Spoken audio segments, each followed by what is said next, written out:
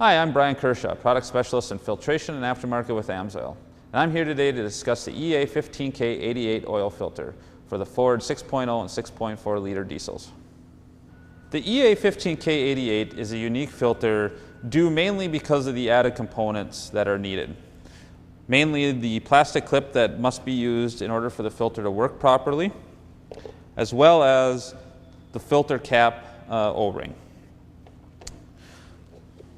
Basically, you take the clip on top of the standpipe and the housing, you apply some pressure, it goes in, filter goes on,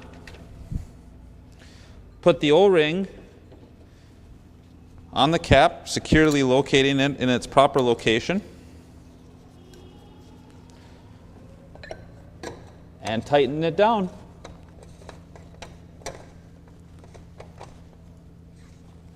Making sure that you get it completely snug and tight.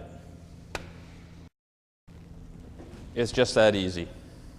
If you should have any more questions or need further information, please refer to the instruction sheet that is included with the filter, or please feel free to contact the AMSOIL Technical Service Department.